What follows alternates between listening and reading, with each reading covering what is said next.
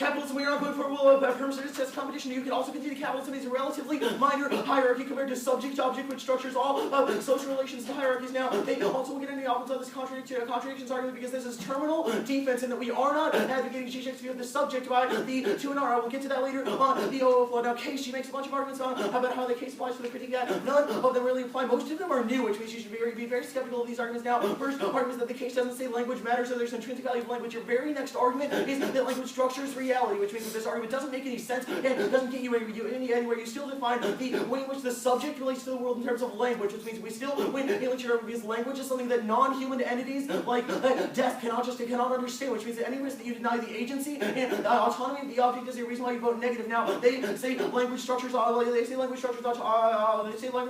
You're conceding our Brian evidence that says that objects structure reality because they structure the way that we understand the rest of the world. Your material conceptions of how actually reality is constructed. They say that every speech act is political, right and wrong is bad. So do we. You concede that the right and wrong is a relatively minor hierarchy compared to the distinction between subject-object that would form the basis for all oppression. They say the average Jackson framing. No, you still say that the relationality is inevitable, which is what our argument is talking about. Even if you reject the framing of the other, you still use the subject position and human agency and human expression to do that, which means we still win. They say they reject the dichotomy. I just answered that. They say Spanos says Romans, who cares? You are conceding our impact too, which means that it's probably worse. This is a wash. They say relationality is inevitable. You concede that you can affirm flat ontology and endorse the rejection of the way that we as subjects relate to objects because we are all objects. That's what our argument is. Relationality is not inevitable. You don't do any alt work. Their last argument is the app resolves object status. That's not true because you only talk about things in the terms of how subjects relate to the rest of the world.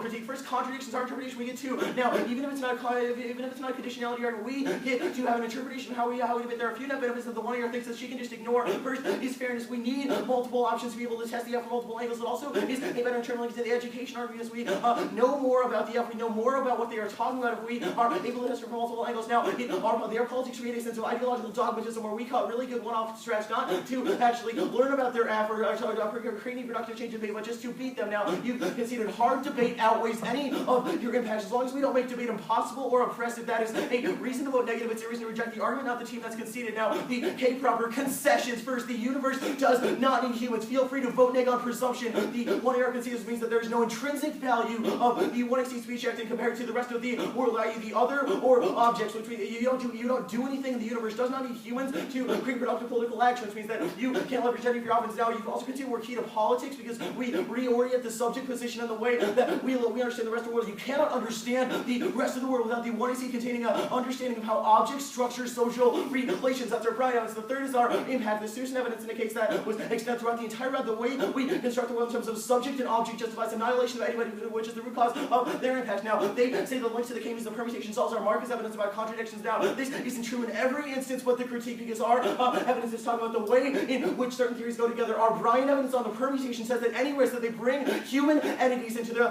cultural studies that allows us to homogenize the human and take away focus on objects means that it doesn't solve in this instance. Also, permutation, I'll do that work here in the top of the line by line. The ace one is our Spanos link. Spanos' methodology is grounded in humanism, the way that humans can relate to the external world and change things through changing of subjectivity. That is what our argument is talking about. It's very good here. The second is that subjects are key to solve because they think that the subjectivity and human created science of political agency and human expression, i.e. language, which is something that only being and specifically the human subject gets, is the only way to solve things. Now, they also don't recognize objects. That's our Brian from the one. And see, the first card is talking about how you do not take an intrinsic defense of a world of object structure, social relations, which allows us to homogenize them. Also, the relationality and framing good arguments are exactly what we are talking about because they say that they can frame the other in a good way. That is a simple link. Remember, everything they say is linked terms. A risk of a reason why the alternative can solve better is the reason why flat ontology solves a better openness of ethics than the app. Now, the line by line proper, they say no link. I've just done the link analysis. You definitely link to this argument because you privilege subjectivity as an equal human expression. They say they don't have to defend all of Spanos. You defend Spanos' methodology for solving problems. He's not talking about Heidegger in that interview. You should read the card. They say they don't have to speak. They have to speak from a position. Yes, you can speak from your position once you recognize that there is a flat ontology that all objects equally exist. The 1AC did not choose this starting point. They say they analyze the other.